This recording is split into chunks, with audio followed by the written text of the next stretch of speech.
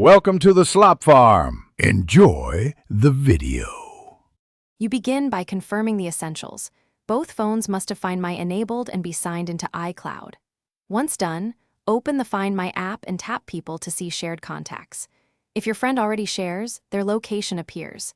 If not, tap Share My Location or send request to ask them. Explain why this matters. Find My uses Apple ID and encrypted location sharing, so permission keeps things private while giving you real-time updates. Make sure to check cellular or Wi-Fi is active before continuing. You now refine the search. Tap your friend's name to center the map and read the last seen time and distance. If they're nearby, use play sound to help locate them immediately. If they're farther away, tap directions to get turn-by-turn routing in Apple Maps. Once you have a bearing, set notifications, notify when left or notify when arrives, to automate future alerts. These steps work because Find My blends GPS, Wi-Fi, and cellular data. Make sure location services are set too, while using the app for accuracy. Finish by respecting privacy.